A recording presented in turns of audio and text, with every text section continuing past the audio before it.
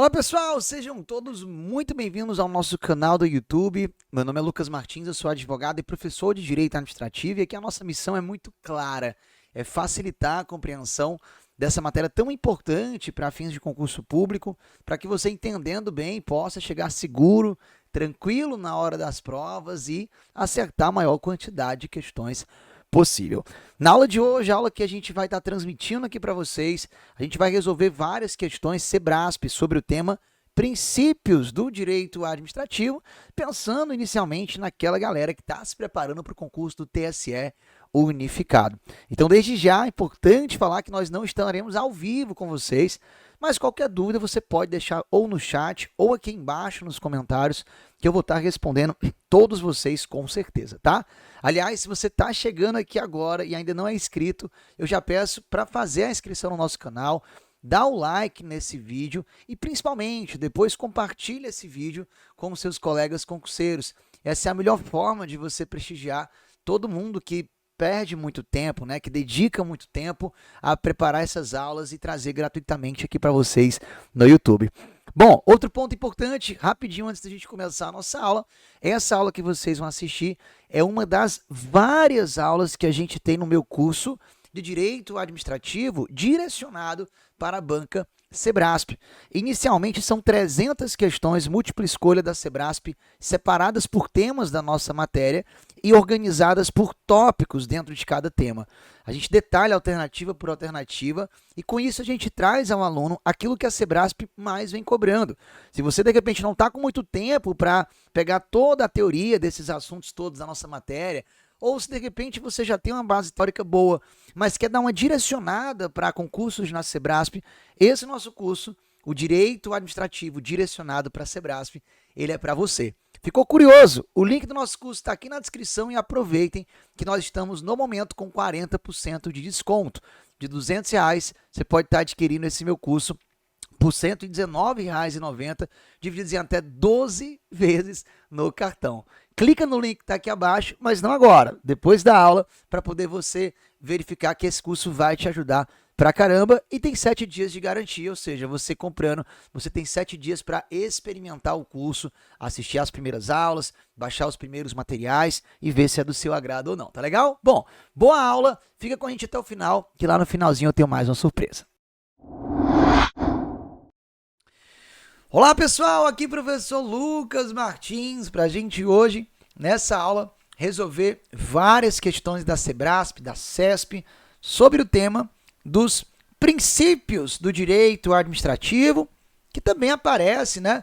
É muito comum a SEBRASP trazer esse assunto, não com o nome de princípios, mas com o nome regime jurídico administrativo. 2 pontos, conceito, definição, aí traz lá, princípios explícitos e implícitos na Constituição Federal. Pois bem, é esse tópico, é esse item que a gente vai trabalhar agora em questões da SEBRASP. Galera, tem umas questões que você tem que parar, dar uma analisadazinha com calma, tem umas questões aqui que são um pouco mais aprofundadas, mas a gente tem que estar preparado aí para questões fáceis e para questões que exijam mais raciocínio. A dica que eu dou de imediato é, não desespera. Se você lê uma questão da banca e ficou com dúvidas no primeiro momento, cara, normal, dá uma lida de novo, já vai anulando aqueles itens que são absurdos para poder reduzir ali as alternativas como possíveis, né? Como possível gabarito. E aí você vai achando aí no faro aquilo que deve ser marcado. É assim que a gente vai trabalhar em algumas dessas questões, tá bom? Tem outras que são bem fáceis, outras que tem um nível mais alto. A gente vai devagarzinho aqui na maciota, pegando essas questões aí de variados níveis, tá legal? Vamos nessa.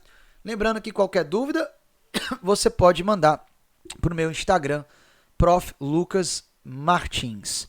Combinado, pessoal? Vamos lá, tô tossindo aqui um pouquinho hoje, mas dá pra gente seguir aqui. Então, olha só, chamar você aqui na tela. Já está aí, princípios do direito administrativo, princípios do direito administrativo ou regime jurídico administrativo, questões da CESP, da SEBRASP. Primeira delas, uma questão de 2023, dizendo o seguinte. Vamos lá. Olha só. A realidade política institucional brasileira vivenciada no último século XX no caso, com alternância entre regimes autoritários e democráticos, refletiu no campo do direito, influenciando, inclusive, a evolução do conceito de interesse público. A gente está falando em princípios, né? Vale lembrar que os dois princípios que formam o regime jurídico administrativo, ora conferindo vantagens, ora impondo restrições à administração, envolvem o interesse público. O primeiro deles é a supremacia, a primazia do interesse público sobre o interesse particular, privado. E o outro é o princípio da indisponibilidade do interesse público. Então vamos lá. Interesse público é uma expressão importante, já que os dois princípios que formam os dois pilares do regime administrativo, vantagens e restrições, levam no seu nome a expressão interesse público, né? E aí continua aqui a banca, ó. Considerando as informações anteriores, é correto afirmar que atualmente o interesse público se identifica com o quê? Vamos lá, pessoal. O interesse público se identifica com a promoção dos direitos fundamentais. Faz sentido, né? Dizer que a ideia de interesse da coletividade tem a ver com fazer valer os direitos fundamentais, individuais, coletivos, direitos políticos, uma sociedade onde os direitos fundamentais estão de fato sendo concretizados, é uma sociedade onde o bem-estar está instalado, o bem-estar social, o interesse da coletividade. Mas não ficou muito convencido do item A? Calma, vamos olhar aqui os demais itens da questão. Olha lá. O interesse público se identifica com o quê? Olha o item B, gente, como é absurdo. O interesse público se identifica com interesse exclusivo do Estado. Isso aqui é absurdo, né? Interesse público é o interesse da sociedade, é o interesse do povo, e não do Estado, e não o interesse do próprio Estado. Lembrem, o Estado ele nasce para atuar em prol do bem comum, em prol do interesse público. Interesse público é o interesse do povo. Então, o povo é o destinatário de toda a atuação estatal. O Estado deve atuar não em busca dos seus próprios interesses, mas sim em busca do interesse do povo. Interesse público está ligado ao interesse do povo. Alguns vão falar em interesse público primário, que é o interesse da coletividade, do povo, e interesse público secundário, né? Que seria aí o interesse do próprio Estado. Mas entre os dois, qual que prevalece? O interesse do povo, tá bom? Então, meus amigos e minhas amigas, o item B é absurdo. Interesse público, o nome já diz, público, povo, né? Interesse da sociedade. Aí, ó, o interesse público se identifica com interesse do aparato administrativo. Gente, o aparato administrativo tem a ver com como o Estado se organiza, né, para exercer a função administrativa, conjunto de órgãos, conjunto de entes. Isso aí até tem uma relação, uma relação com o interesse da coletividade. Mas o aparato do Estado, da administração, está mais ligado àquele interesse público secundário. Enquanto o respeito e a promoção aos direitos fundamentais, isso aqui a gente há de combinar que está mais ligado à sociedade mesmo, né? Está mais ligado àquilo que alguns doutrinadores vão chamar de interesse público primário. Então, entre o A e o C, o A está muito mais ligado a interesse público, a interesse público da coletividade, respeitar os direitos fundamentais. Aí, o D e o E, eles também são absurdos, quer ver? O D de dado, ele fala assim, que o interesse público se identifica com o interesse do agente público, gente? Claro que não. Até porque o agente público ele atua em nome do Estado e o Estado atua em busca sempre do que é melhor, não para ele, Estado, nem para o seu agente, mas em busca do que é melhor para o povo, para a coletividade. Absurdo. E o item é, o interesse público se identifica com interesses exclusivos apenas, né, da maioria da população? Não, pessoal, até porque existem os direitos das minorias, né? Também. Dentro da ideia de interesse público tem também o direito das minorias, né, gente? O direito, por exemplo, dos índios, das pessoas com deficiência, né, o PCD e por aí vai. Então, por exclusão, e agora fica fácil, né? O item A veio aqui como gabarito dessa questão. Não é uma questão assim tão diretamente ligada a princípios, né? É uma questão mais ligada ao conceito de interesse público, que é um conceito indeterminado, um conceito muito vago. Mas tem relação com o princípio da supremacia do interesse público, indisponibilidade do interesse público, que são princípios da administração, ok? Então, a primeira questão, o gabarito é item A. Questão 2, vamos lá. Ó, já que a gente está falando de interesse público, vamos lá. Olha o que diz aqui o item B da questão 2, e eu botei ela na sequência de propósito. O item B, ele vai em sentido contrário ao item A da questão 1. Olha só, agora vai ficar fácil, ó. No que concerne aos princípios que regem a administração pública, assinale a opção correta. Olha o item B. A aplicação do princípio da supremacia do interesse público exclui a observância, o respeito dos direitos fundamentais de primeira geração pela administração pública? Claro que não, pessoal. Quando a administração pública faz prevalecer aquilo que é de interesse do todo, em detrimento do que é interesse de um particular, especificamente, não quer dizer que ela vai excluir, que ela vai desrespeitar, que ela vai violar, né, a observância dos direitos fundamentais. Pelo contrário, a administração pública, em uma eventual colisão entre o interesse da coletividade e o interesse do Lucas, que é o interesse privado, ela vai fazer prevalecer, até por conta da vida em sociedade, o que é melhor para o todo social. Mas ela vai ter como limite, na sua atuação, ela que eu digo a administração pública, sempre os direitos e garantias fundamentais. Tá bom? Os direitos e garantias fundamentais, eles aparecem como limites à atuação estatal. O Estado deve atuar buscando garantir o interesse público. Mas, buscando essa finalidade, o Estado não pode atropelar os direitos e garantias fundamentais. É como se fossem limitações, né? O Estado ele vai em busca do interesse público, mas respeitando os direitos e garantias fundamentais, tá bom?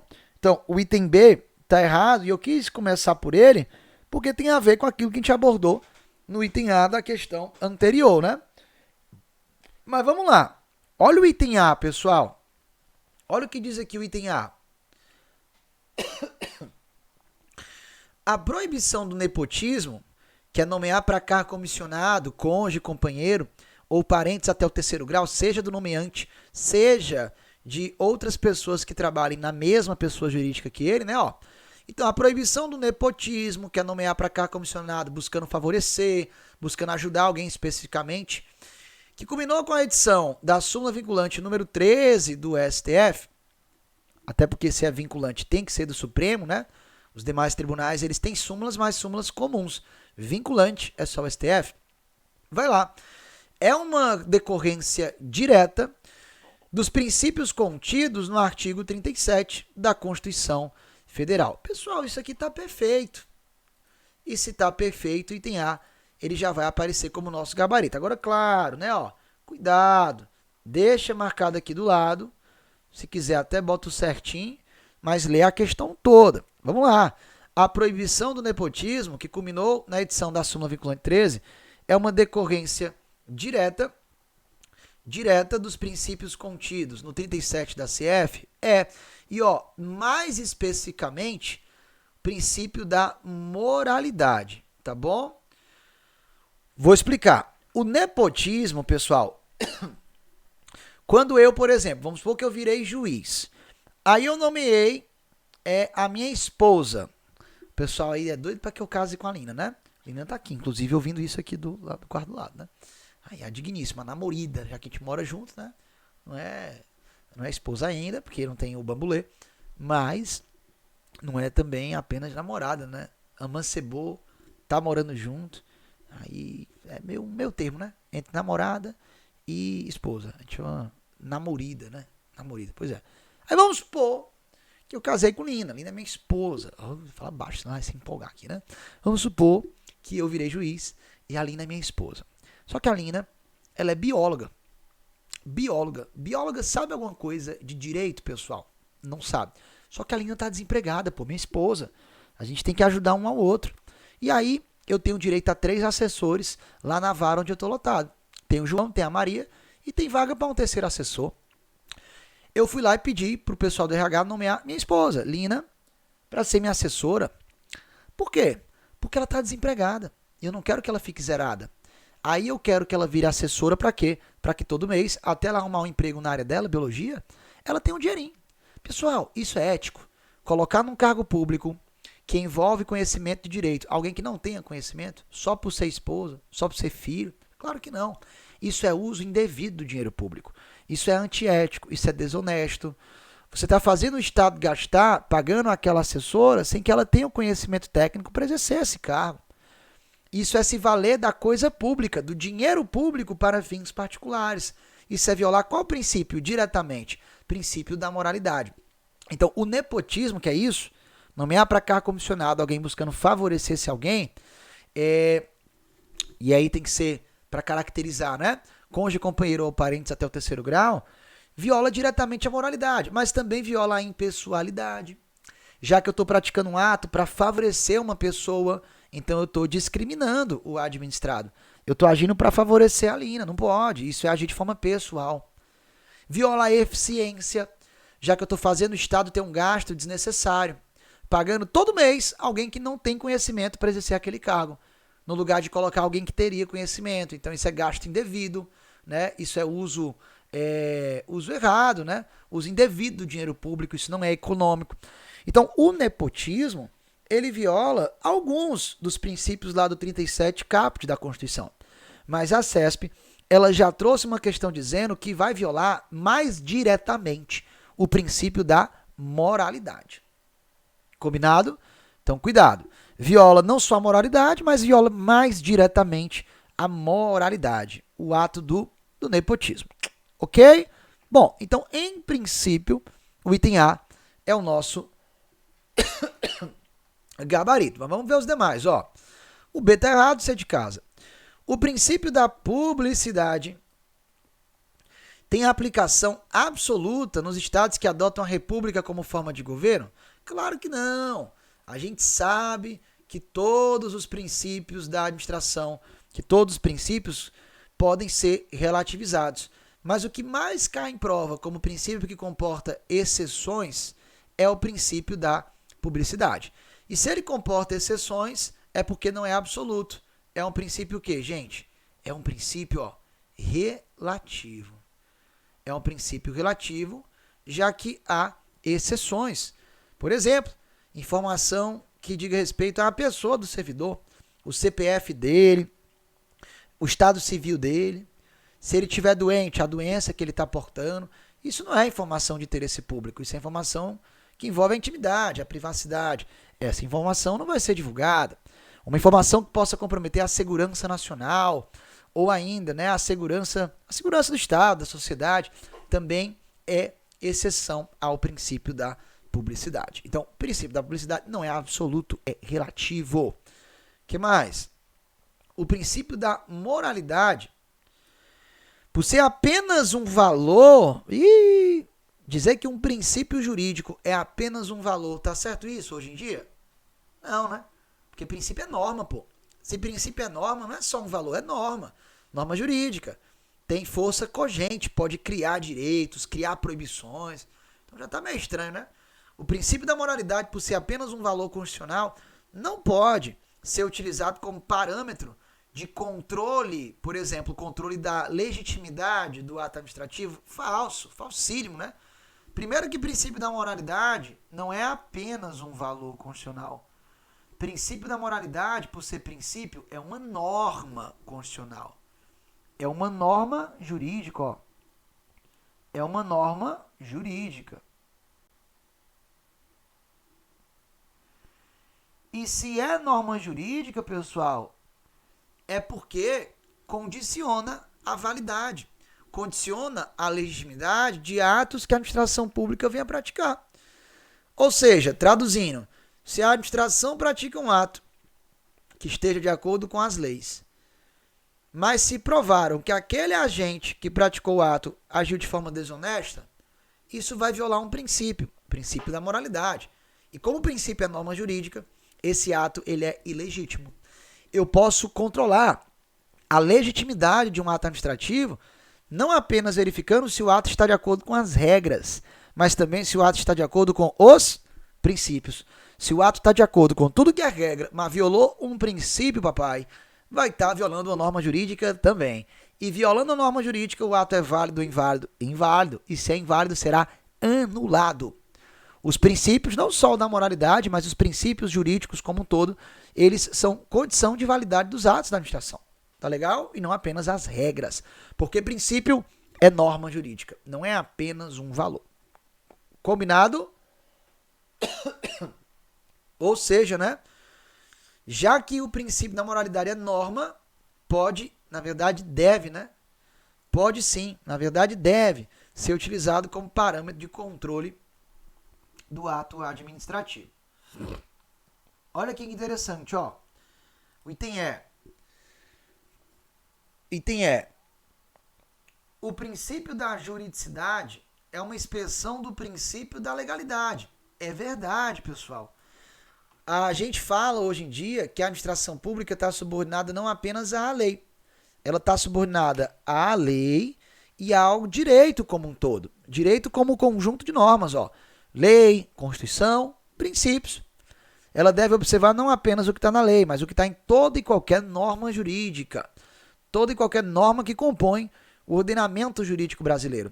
Por isso, hoje em dia, alguns doutrinadores falam em princípio da juridicidade, no lugar de princípio da legalidade. A administração está submissa às normas jurídicas como um todo, ao direito como um todo, e não apenas à lei. Agora, princípio da juridicidade é isso. A administração está subordinada, está submissa às normas jurídicas. Às normas jurídicas. Só que no item E, a banca disse que pelo princípio da juridicidade, a administração estaria submissa à jurisprudência dos tribunais. Aí tá errado, né, pessoal? Tudo bem que a administração pública ela está orientada àquilo que é entendimento reiterado dos tribunais. Mas isso não decorre do princípio da juridicidade. O princípio da juridicidade é a ideia de que a administração ela está submissa às normas jurídicas. Ela está submissa ao direito. Direito como conjunto de normas. Normas jurídicas. Tá legal? Ok? Então, juridicidade tem a ver com norma jurídica.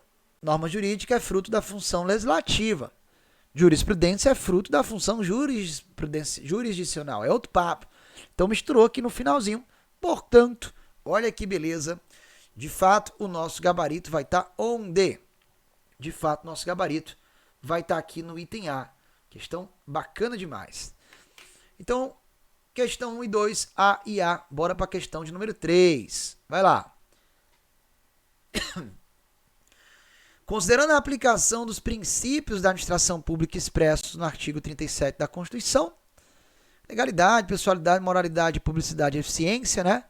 O LIMP, as atividades desenvolvidas pelos técnicos administrativos do Conselho Regional de Enfermagem, do Sergipe, Corém, assinale a opção correta.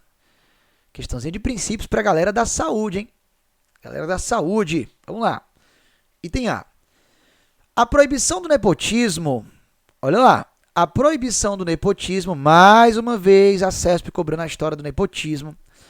A proibição do nepotismo para o exercício de cargo em comissão ou confiança, ou ainda de função gratificada, função de confiança, né, na administração pública direta e indireta em qualquer dos poderes da União, Estados, DF e municípios, viola o princípio da eficiência. Aí você de repente pensou em botar isso como certo, mas aí eu vou lhe lembrar o que eu falei. Aqui está falando da eficiência, né?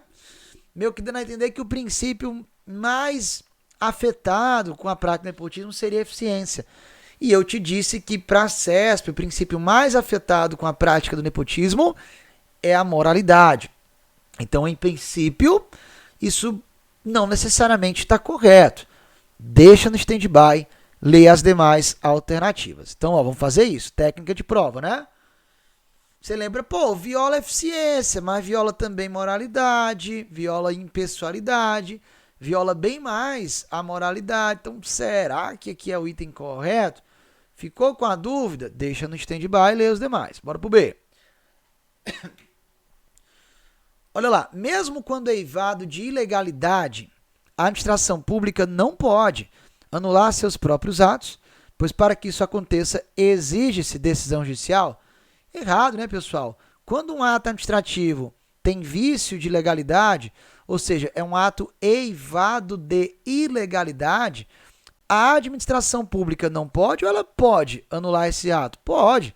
Na real, ela mais do que pode, ela deve, né, se for vício insanável. Ela pode sim anular seus próprios atos, e isso não exige, pessoal, não exige decisão judicial. Isso decorre de um princípio implícito na CF, que é o princípio, quem lembra? Da autotutela. Eu ouvi daqui de casa. É o princípio da autotutela. É isso mesmo, autotutela. A administração pública, pelo princípio da autotutela, olha a lógica, autotutela, autotutela. Tutela quer dizer o quê? Proteção. Autoproteção, autoproteger. A administração pública, para se autoproteger, ela pode rever seus próprios atos e anular os ilegais e revogar os inconvenientes inoportunos. Aliás, ela não só pode, como deve. Há quem entenda, inclusive, que a autotutela, além de ser um princípio, é um dos poderes da administração. Assim como o poder de polícia, por exemplo. É um poder dever. A administração ela tem o poder dever de estar constantemente revendo os atos que seus agentes praticaram, para verificar, por exemplo, se o ato é legal ou não. E se ela perceber que é legal, ela pode e deve anulá-lo por conta própria, independentemente do poder judiciário. Autotutela. Bacana? Tranquilo. Então tá errado o item B de bola, o item C. O Estado Democrático de Direito. Olha lá aquela expressãozinha, né? Quando a gente estuda Estado. O Estado Democrático de Direito, instaurado pela CF 88, lá no artigo 1º, estabeleceu como regra o sigilo das informações referentes a despesas públicas, prescrevendo a publicidade como exceção, apenas quando imprescindível à segurança da sociedade e do Estado. É exatamente o contrário, né, pessoal? Claro que isso aqui está errado. Então, a regra não é o sigilo. A regra, na verdade, é a publicidade. A regra é a publicidade e o sigilo, ó, o sigilo que seria a exceção. E ó, ainda assim estaria errado, porque não seria o sigilo apenas, né, quando imprescindível à segurança da sociedade. Eu também tenho casos de sigilo em outras situações, a exemplo de informações que digam respeito à intimidade ou à privacidade do agente público, ok? Então aqui uma questãozinha cobrando o princípio da publicidade, mas a questão inverteu a lógica da coisa, né? A publicidade é a regra, o sigilo é a exceção. Por exemplo, quando a informação foi indispensável à segurança da sociedade e do Estado. D de dado. Olha lá. O princípio da moralidade administrativa, enquanto valor constitucional, mas cuidado, ó, não é apenas valor, revestido de caráter ético, jurídico, deixando claro que hoje moralidade é norma jurídica, é princípio. Condiciona a legitimidade e a validade de todos os atos estatais. Pessoal, entre o item A e o D, eu vou de D de dado, né? E tá claro que o D não tem nenhum problema. O D é o gabarito dessa questão por conta daquilo que a gente vem falando. A moralidade é princípio. Se é princípio, é norma jurídica. Se é norma jurídica e é desrespeitada, o ato é ilegítimo, é inválido. Então, para que todo e qualquer ato praticado pelo Estado seja considerado um ato válido, tem que estar de acordo com as regras? Tem. Ninguém está negando isso. Mas tem que estar de acordo também com os princípios, dentre eles o princípio da moralidade. Então, é correto falar que todo e qualquer ato estatal, para ser considerado legítimo e válido, tem que ser praticado de acordo com a moralidade, ok? O erro do item E, ao meu ver, seria falar em eficiência, dentro daquela ideia de que o princípio mais afetado de forma direta com a prática do nepotismo seria e qual deles, pessoal? O princípio da moralidade.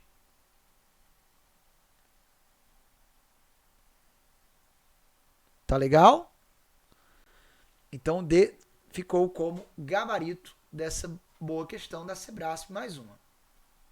Vamos para frente. E, ó, pessoal, eu quero que vocês percebam comigo aqueles pontos que vão se repetindo, né, ó. Até porque o nosso foco aqui é direcioná-los para uma prova da Sebrasp. Então, olha lá, a banca repetindo algumas abordagens, falando de nepotismo, associando nepotismo a princípios, falando aqui a ideia de que o interesse público tem a ver com concretizar e respeitar direitos fundamentais. Falando, pessoal, que moralidade não é apenas um valor, mais do que um valor hoje é norma, né? É revestido de caráter normativo, jurídico, caráter ético, jurídico. Então, olha lá, pontos aqui nas 3 primeiras questões que já vão se repetindo, né? Pontos aqui nas 3 primeiras questões que já vão se repetindo. Aí, ó, que mais? Vamos aqui para a questão de número 4. O dever da administração pública, o dever da administração de gerir, conservar e velar pelos bens públicos, o dever que a administração tem de administrar, de conservar, de proteger, né, de zelar, de velar pelos bens públicos, ó, vou destacar isso aqui, pelos bens públicos em prol da coletividade, advém de qual princípio? Princípio da indisponibilidade do interesse público, né? É o meu gabarito. Por quê, gente? Quando a administração atua, ela atua através de um patrimônio que não é dela, através de um patrimônio que é do povo. Então, por exemplo, você vai trabalhar em algum órgão público, você vai se valer de um computador, de uma cadeira. Aqueles bens não pertencem a você, que é agente público, e nem pertencem ao Estado, à União. Pertencem ao povo, até porque são bens comprados com o dinheiro de quem? Do povo. Então, é exatamente por isso, pelo princípio da indisponibilidade do interesse público, que é a ideia de que a administração não pode dispor daquilo que não é dela, daquilo que é do povo, que ela deve conservar os bens que usa para atuar em prol do povo. Por isso que quando a administração quer vender um bem, ela não vai lá e vende do jeito que quer, a quem ela quer. Ela tem que primeiro desafetar esse bem de alguma finalidade pública e respeitar requisitos legais que estão na lei de licitações e contratos. Porque o bem não é dela, o bem é do povo. Então, para que ela venda de forma legítima, tem que respeitar alguns requisitos legais. Olha a ideia, né? Indisponibilidade do interesse público. É a ideia de que o interesse público não pode ser renunciado. É a ideia de que a administração pública ela não pode abrir mão do interesse público na sua atuação. E quando ela atua, ela se vale de bens públicos. Então ela tem que cuidar bem daquele patrimônio que não é dela, que é nosso. Então é dentro da ideia de não poder renunciar, de não poder abrir mão, de não poder dispor daquilo que não lhe pertence, já que a gente fala em interesse não da administração, mas interesse público, que ela tem o dever de conservar, de proteger o bem que não é dela, o bem que é nosso. Dentro da ideia de que ela não pode abrir mão. Tipo, essas cadeiras aqui eu vou destruir. Eu comprei. Não, administração. Aquela cadeira não é sua, é nossa. Então você não pode se desfazer, renunciar, abrir mão, dispor de algo que não é seu. Dos bens públicos que pertencem a todos nós, coletividade, e não a você. Bacana? Então é dentro dessa ideia, pessoal. É dentro dessa ideia de que a administração não pode dispor daquilo que não lhe pertence. É dentro dessa ideia que ela tem o dever de zelar, de conservar os bens que não lhe pertencem, que pertencem a todos nós. Está aí em disponibilidade. E quando a gente fala em dever, pergunto, dever é uma vantagem ou é uma sujeição? É uma sujeição. Se é uma sujeição, uma limitação, uma imposição que o regime jurídico administrativo impõe à administração, todas as restrições, sujeições, decorrem de qual princípio? Indisponibilidade do interesse público. Não tem nada a ver com razoabilidade, com eficiência, confiança, nem com autotutela. Tá legal? Muito bom. Questão 5. Considerando que o inadimplemento das obrigações por culpa do particular nas contratações realizadas pela administração pública impõe o dever, olha lá mais uma vez a CESP falando em dever que a administração vai ter de aplicar penalidades a esse particular, assinale a opção que corresponde ao princípio caracterizador do regime administrativo que torna obrigatória a efetivação da sanção. O que a CESP está dizendo aqui é o seguinte, o Estado contratou um particular, aí esse particular descumpriu o contrato que tinha com o Estado. O Estado vai aplicar uma pena se quiser, ou o Estado tem que punir? Tem que punir. Tem o dever de punir. Falou em dever, em sujeição, em disponibilidade do interesse público. A administração pública ela não tem a opção, por exemplo, de ver se está afim ou não de punir uma empreiteira que descumpriu um contrato com ela de execução de obra pública. Por quê? Porque ela está contratando para aquela obra ser construída ao povo e não a ela. Então ela não pode ver se está afim ou não de punir. A administração ela tem um dever de punir. Tem um dever de punir. Porque quando aquele particular descumpre um contrato com a administração, em última análise, está violando o interesse da coletividade. Interesse do povo e não o interesse dela, a administração. Então, quando a CESP fala em dever, a administração tem o dever de punir. Ela tem o dever de zelar, de proteger o bem que não é dela, que é do povo. Isso é sujeição, é imposição. Isso é indisponibilidade do interesse público. Se eu tenho um contrato com você e você descumpre um contrato comigo, eu particular, eu não sou obrigado a lhe aplicar nenhuma penalidade, embora esteja no nosso contrato. Eu posso abrir mão dela. Agora, se a administração tem um contrato com você e ela administra um interesse que é nosso e você descumpre o contrato com ela, ela não tem opção, ela tem um dever de lhe punir. É o poder disciplinar, que é um poder dever, né? Poder dever. Deu para entender, pessoal? Legal? Então, mais uma vez, legal, por isso que eu boto as questões nessa sequência, né? A CESP cobrando o princípio da indisponibilidade do interesse público associado aí aos deveres que a administração pública tem. Se fosse as vantagens, aí seria a supremacia do interesse público. Os deveres, né? Aí já está ligado à indisponibilidade, ok? Maravilha. Vamos lá. Questão 6, Questão 6 também é bem interessante. Os princípios constitucionais do direito administrativo, item A, podem ser aplicados diretamente pelo gestor público, mas não em sentido contrário à lei, ainda que o interesse público aponte nesse sentido. Errado, pessoal. Errado porque eu posso ter, por exemplo, uma lei que desrespeite algum princípio. Eu posso aplicar, sim, um princípio de forma direta, mesmo que a atuação desse princípio contrarie alguma lei. Porque o que é comum na prática é o contrário. Pensa comigo. A administração pública, ela tá ou não tá subordinada à lei? Tá, ela só faz o que a lei permita que ela faça. Mas eu te pergunto, tudo que tá na lei é moral? Tudo que tá na lei é honesto? É ético? Não, né? Porque lei é aquilo que o pessoal votou, teve a maioria e pronto, virou lei. Mas dentro de uma lei tem muito interesse político, tem muita coisa errada. Não fosse assim, o STF não declarava tantas leis inconstitucionais. Então, o que é comum é que a administração pública pratique um ato de acordo com a lei, mas apesar de estar de acordo com a lei, seja um ato que viole a moralidade. Percebe? É um ato que vai estar de acordo com o que está numa lei, mas vai estar violando um princípio, o princípio da moralidade. E se está violando um princípio, o ato vai ser anulado por violar uma outra norma jurídica, diferente da lei. E nesse caso, o que está rolando aqui?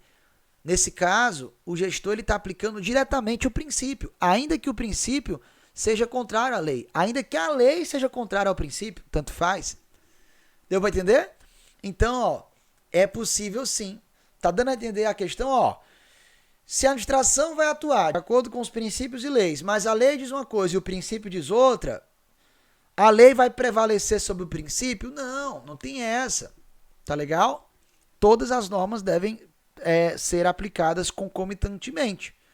Então é possível sim aplicar um princípio, mesmo que o princípio esteja em desacordo com alguma lei. Essa lei pode ferir princípios e futuramente ser declarada inconstitucional. Tá bom? Então, falso. Ó o B. Os princípios constitucionais do direito administrativo, eles podem justificar decisões administrativas sem a intermediação da lei. Ou seja, os princípios podem justificar que a administração pública pratique um ato, mesmo que não haja uma lei, mesmo que não haja uma regra nesse sentido, pode, porque princípio, de novo, é norma jurídica.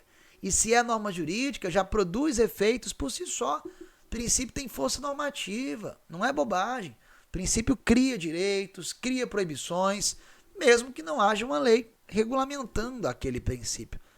Não depende de regulamentação legal, né?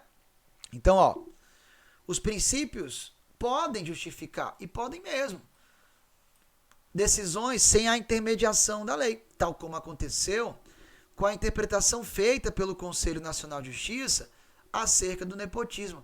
Perfeito, galera. Perfeito, ó, e já está aqui o meu gabarito. Vou explicar. O que acontece? O nepotismo hoje ele está regulamentado em uma lei, que é a lei de improbidade.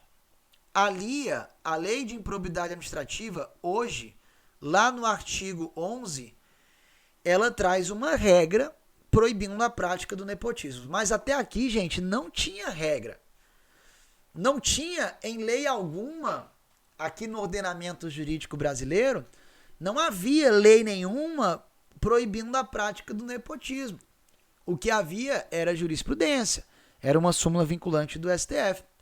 E o que foi que o STF disse? Gente, não precisa, para ser proibido a nomeação de cônjuge, companheiro, filho, pai, não precisa que haja uma lei proibindo isso, porque já tem um princípio, moralidade. Isso é imoral. Se isso viola a moralidade e a moralidade administrativa é um princípio, é norma. Então independe de lei regulamentadora para só, não, agora tem uma lei proibindo o nepotismo, agora não pode mais. Não, não precisa da lei, não precisa da regra. Porque desde sempre na Constituição já havia lá, 37 caput, o princípio da moralidade.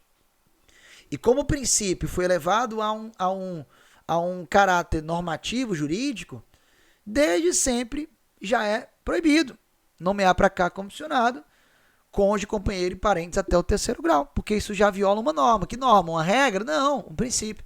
Princípio da moralidade. Tá legal? Muito bom. Então tá aí o gabarito da questão de número 6. Vamos dar uma olhada aqui nas demais, ó. Olha só. Os princípios são enumerados taxativamente, pessoal, no caput do 37 da Constituição, que define seus limites e possibilidades? Não.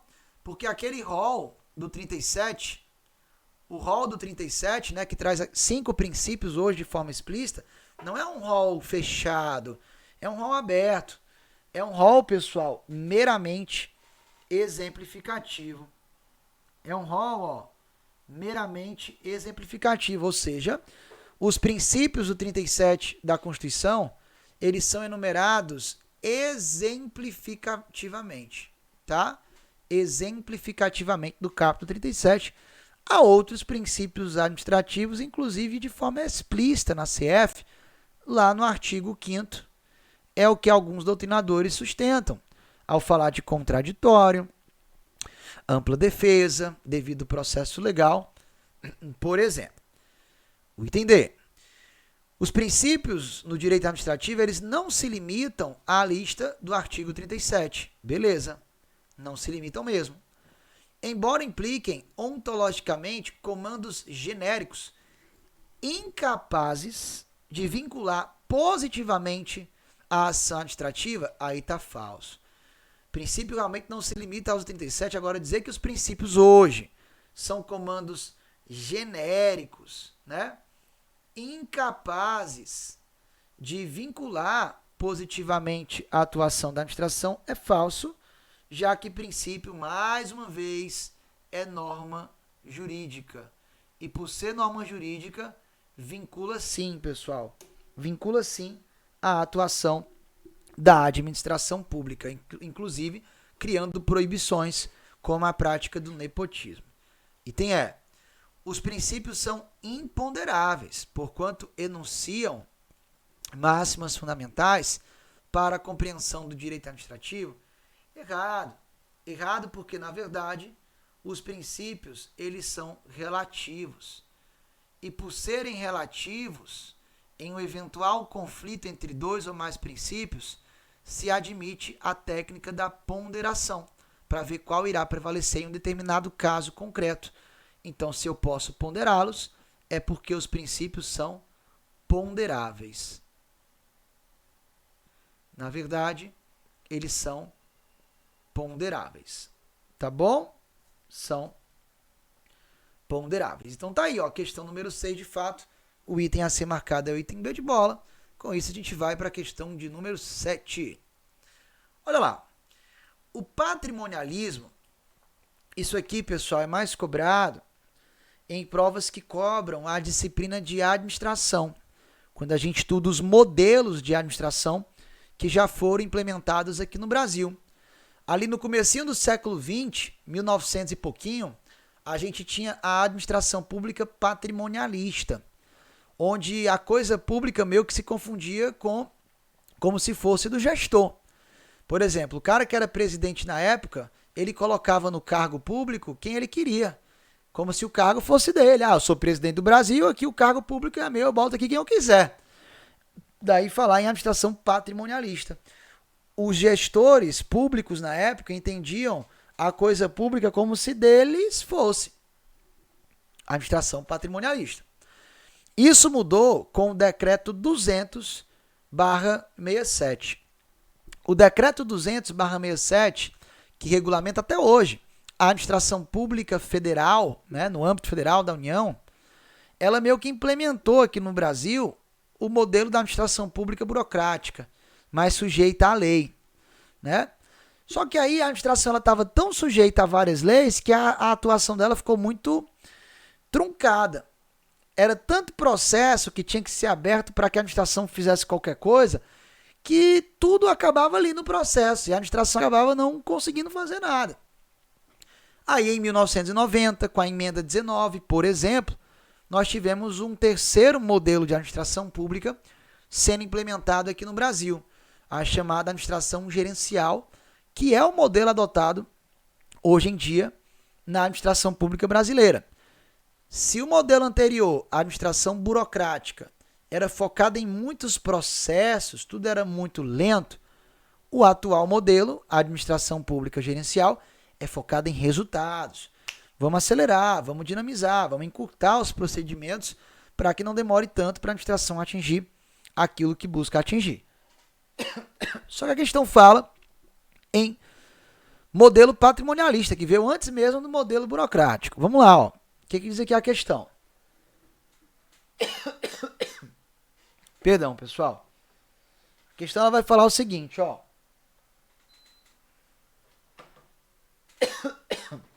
Vamos lá. Olha só.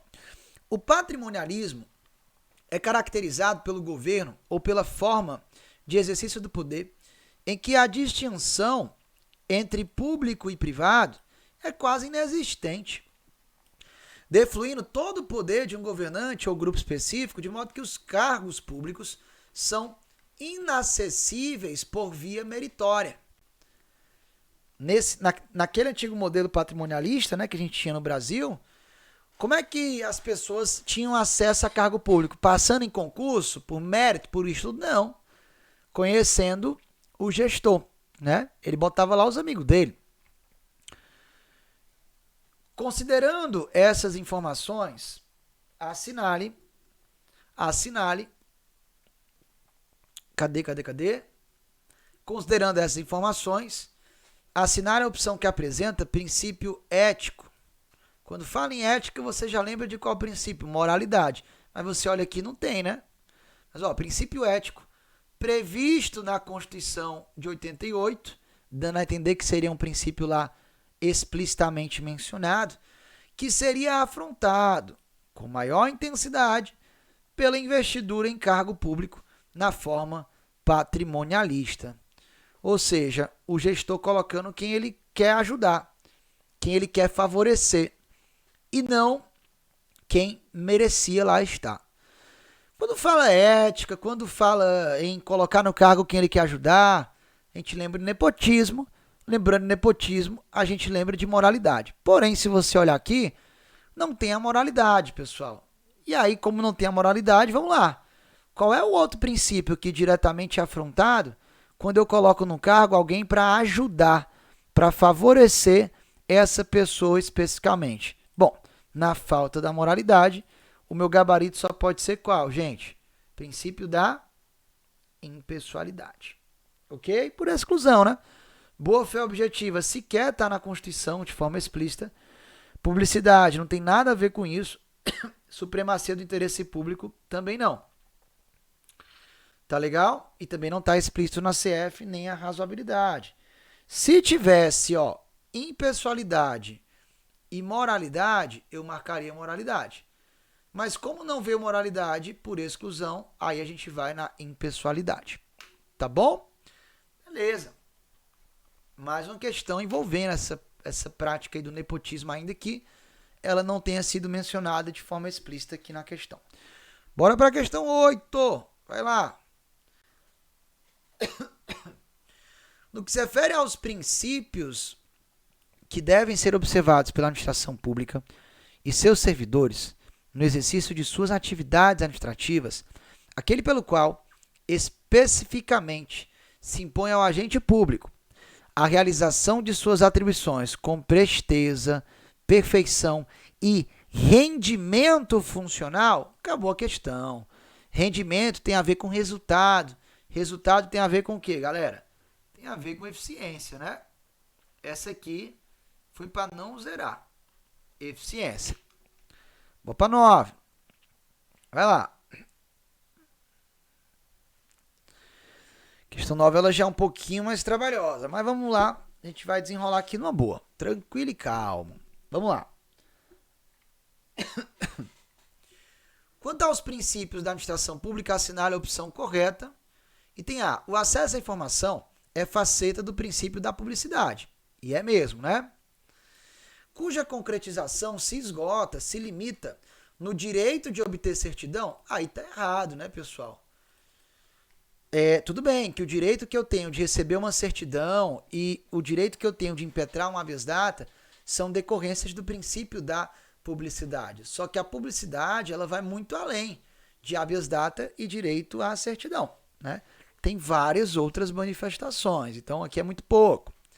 Item B. Uma das facetas do princípio da legalidade, a chamada reserva legal ou reserva da lei, para reger determinadas matérias nem sempre implica necessidade absoluta de lei ordinária, pois mesmo em áreas de aplicação rigorosa do princípio da reserva da lei, como o direito tributário, admite-se, por exemplo, instituição de tributo por medida provisória. Gente, é verdade. Ah, Lucas, agora eu tenho que saber tributário? Bom, não necessariamente, não sei que esteja no teu edital. Mas, vale saber o seguinte, o princípio da reserva legal, e aqui está o meu gabarito já, o princípio da reserva legal é um desdobramento do princípio da legalidade. É aquela história de que alguns assuntos só podem ser tratados por meio de lei. Por exemplo, criação das entidades da indireta. A Constituição, no 37, inciso 19, exige lei específica. Não pode ser tratado por um decreto, por uma portaria. Se a União Federal quer criar uma autarquia, ela tem que criar por meio de lei, reserva da lei. Agora, pessoal, se for uma situação de urgência, e isso for provado, é possível criar uma autarquia por medida provisória, porque medida provisória tem peso de lei, materialmente é uma lei, apesar de não passar pelo processo legislativo que passa uma lei ordinária. Então eu peguei a mesma ideia do item B e joguei por um exemplo aqui do direito administrativo. O mesmo vale lá no direito tributário. Para criar tributos, o Código Tributário Nacional exige lei. Mas em algumas situações excepcionais é possível que o presidente, por uma medida provisória, crie tributos. Tá legal? Medida provisória dentro da ideia de reserva legal, mesmo que não seja uma lei ordinária, seja uma outra espécie legislativa. Combinado? Então, em princípio, tá aí, o B de bola é o meu gabarito, a gente checa se os demais estão realmente errados. Vamos lá. O item C. A adequação, um dos elementos que conformam o princípio da proporcionalidade, e aqui a banca está trabalhando, gente, com a proporcionalidade em sentido amplo, que seria sinônimo de razoabilidade. Lucas, tem como explicar? Rapidinho, vamos lá. Proporcionalidade em sentido amplo, né, proporcionalidade em sentido amplo, inclusive a doutrina encampada pelo STJ, proporcionalidade em sentido amplo, se divide em 3. Eu vou ter aqui, como subprincípios da proporcionalidade em sentido amplo, a proporcionalidade em sentido estrito. Eu vou ter aqui, pessoal, a adequação, e eu vou ter a necessidade. Então, alguns entendem que o princípio da proporcionalidade em sentido amplo, que para alguns doutrinadores é a razoabilidade, se divide em 3 subprincípios.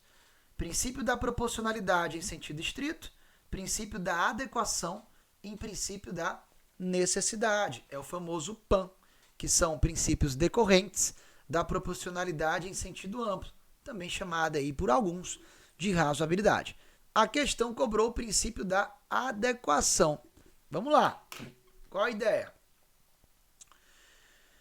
O princípio da adequação, um dos elementos que conformam o princípio da proporcionalidade, está aqui, adequação junto à proporcionalidade em sentido estrito e a necessidade comportam a proporcionalidade em sentido amplo. Então, a adequação dos elementos que conformam o princípio da proporcionalidade significa que o ato administrativo será inválido por ofensa a esse princípio se o próprio ato não for apto a atingir por inteiro a finalidade a qual se dirigia.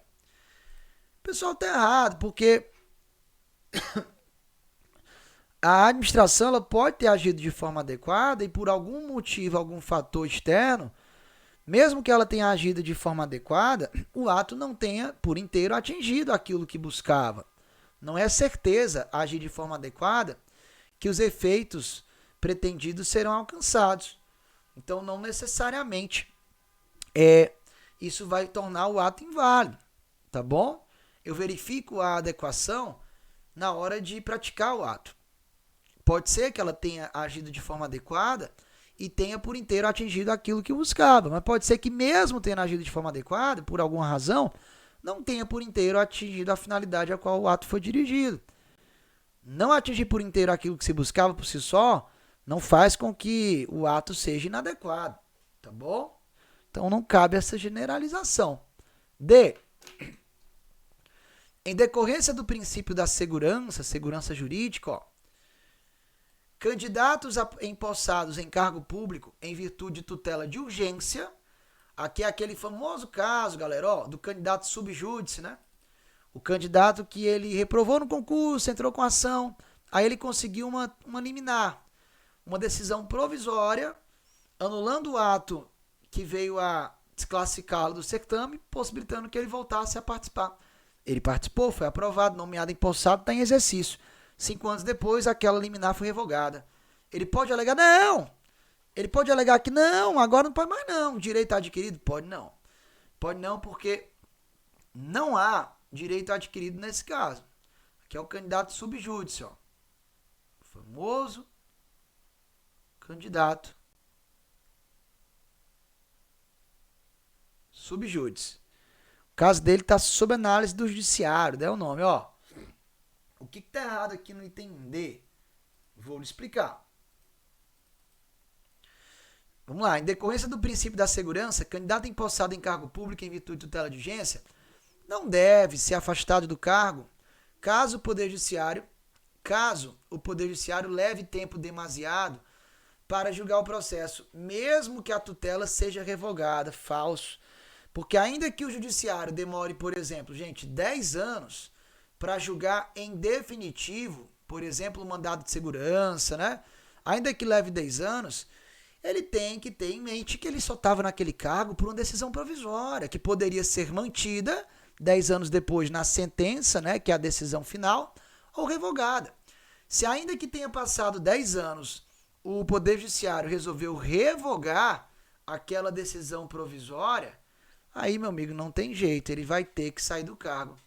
Então, ó, o entendimento da jurisprudência é de que não há direito adquirido à manutenção no cargo, mesmo que o judiciário demore muito tempo para decidir em definitivo um processo judicial que se discute se o candidato deveria ou não, lá atrás, ter sido eliminado ou ter continuado no certame. Ainda que tenha passado 10, 20, 25 anos, pessoal, ele não pode alegar que passaram aqueles 5 anos, porque aqueles 5 anos da decadência, para que a administração anule um ato ilegal, eu só aplico quando? Eu só aplico quando o terceiro está de boa fé. E aqui ele não está de boa fé, porque ele sabia o tempo todo que ele só estava no cargo por uma decisão de urgência, provisória, decisão precária, que ainda não era decisão em definitivo. Ela pode ser mantida como pode ser revogada. Tá legal? Então não há direito de ser mantido no cargo por ter demorado muito tempo entre a decisão precária e a decisão em definitivo, se na decisão definitiva a liminar foi revogada, ok? Não há que se alegar insegurança jurídica aqui não. Decisão é um entendimento já pacificado, inclusive. E o item é: o princípio da supremacia do interesse público implica que o interesse privado é intrinsecamente oposto ao interesse público, pois em sua atuação o poder público limita a esfera privada de direitos e impõe ônus como, por exemplo, de pagar... Não. Gente, o interesse público ele não é oposto ao interesse privado. Quando a administração garante o interesse público, ela está indiretamente garantindo o interesse de cada particular. Agora, claro, pode haver um choque entre aquilo que é direito meu e que é melhor para a coletividade. Numa eventual colisão, é que ela vai fazer prevalecer o interesse do todo em detrimento do interesse de um só. Mas dizer que garantir o interesse público é oposto ao interesse de cada indivíduo, não. Porque cada indivíduo somado vai dar o todo, vai dar a coletividade, né? Então, falso. O gabarito aqui da questão, de fato, é o item B de bola. Questão mais aprofundada, né, gente? Mas vamos combinar para promotor de justiça, tá? Agora não se engana, não. A CESP, às vezes, desce a mão em cargo nível médio também, né? A gente já viu questão aprofundada para técnico judiciário, por exemplo. Então a gente tem que estar preparado para o pior mesmo. Vamos lá. Vamos aqui para a questão número 10, que envolve o princípio da publicidade. Ó, questão que veio para delegado de polícia lá da PC do Rio de Janeiro. Dizendo assim: determinada empresa de mídia solicita que o governo do estado do Rio de Janeiro forneça informações. Fornecer informações é dever de informar, é publicidade, né? Relacionadas a mortes registradas pela polícia em boletins de ocorrência. Vamos supor que uma emissora foi lá, na Secretaria de Segurança Pública, pediu que fosse informada a quantidade de óbitos naquele ano, né? Gente, a quantidade de pessoas que morreu no ano é uma informação de interesse coletivo. Se é uma informação de interesse coletivo, o Estado ele é obrigado a informar. É obrigado a informar, certo? Porque é informação de interesse público, né? No entanto, o governo do Rio se recusa a compartilhar as informações. Além disso, a companhia de jornal informa que irá cobrir determinada manifestação a ser realizada em prol da maior transparência e publicidade na administração, por exemplo, informando, né, a quantidade de mortes registradas em um determinado ano, por exemplo. Acerca dessa situação hipotética, assinale a opção correta, o item A, ele foge um pouco ao nosso foco de hoje, que é falar de princípios, porque envolve responsabilidade civil do Estado. E aí o item A vai dizer assim, ó, o Estado responde subjetivamente por danos causados a profissional de imprensa ferido por policiais durante cobertura jornalística de manifestação pública. Errado, porque nós temos o entendimento de que o Estado responde de forma objetiva. Vai responder, ó, na verdade, objetivamente. Mas deixa isso aqui para a gente trabalhar quando falar de responsabilidade civil do Estado, tá? Basicamente é o seguinte, eu tô lá como repórter cobrindo uma manifestação e aí, pessoal, eu tô fazendo o meu trabalho. Vem um policial e me agride, o Estado responde independentemente do dolo ou culpa daquele agente. Tá legal? Responde, portanto, de forma objetiva e não de forma subjetiva. O que nos interessa no momento vai estar aqui na sequência, ó. O que nos interessa no momento é o princípio da publicidade. Olha o que diz aqui o item B. Item B. A despeito, ou seja, apesar de os boletins da ocorrência terem natureza pública, esses dados devem ser tratados com muita cautela, por motivo de segurança pública. E ainda não seriam indispensáveis para o trabalho jornalístico, de modo que a recusa do governador é justificada. Parece, né? Dá até vontade de marcar, mas errado, pessoal. Nada justifica essa negativa, porque aqui é uma clara situação de informação de interesse público. Eu vou direto ao ponto, chamando vocês aqui para o item E. Olha o que diz, ó, o E. Não cabe à administração pública analisar o uso que se pretende dar à informação de natureza pública. Tipo, mas vamos usar isso para fazer matéria sensacionalista. Não interessa. Eu não tenho que justificar o porquê para ter acesso à informação que é de interesse público. A lei de acesso à informação, inclusive, fala que as informações de interesse público devem ser divulgadas, a elas eu tenho direito ao acesso, sem precisar explicar o porquê. Eu não tenho que dizer o porquê quando se tratar de informação de interesse público, galera. Não tenho, tá bom? Então, ó, não cabe à administração pública analisar o uso que se pretende dar à informação de natureza pública. A censura prévia inviabiliza até mesmo a apuração jornalística. Assim sendo, a recusa do governador, no caso concreto, não se justifica, já que a informação de interesse público e para ter acesso não se exige nenhuma motivação. Tá legal? Não se exige motivação. Então aqui, ó, princípio da publicidade. E aqui é a regra, é a transparência mesmo. Combinado? Pessoal, chegamos aqui na metade das 20 questões que vamos trabalhar. Eu vou dar aqui com vocês um pequeno intervalo e na volta a gente resolve as demais questões dessa aula sobre questões SEBRASP, focando aqui no regime jurídico administrativo, focando aqui nos princípios da administração. A gente volta já já. Até lá! Olá pessoal, e aí, gostaram da nossa aula? Como eu disse, essa aula é uma das várias que nós temos no nosso curso de Direito Administrativo, 100% direcionado para questões da banca Sebrasp. Curso perfeito para você que está estudando para algum concurso da Sebrasp, exemplo do TSE Unificado. Clica nesse link para poder você saber mais sobre o nosso curso, aproveitar que a gente está com 40% de desconto e que você tem 7 dias de garantia para experimentar sem nenhum compromisso. Garanta agora antes que a nossa promoção de lançamento fique fora do ar, tá certo? É isso, vem com a gente, um abraço e até a próxima.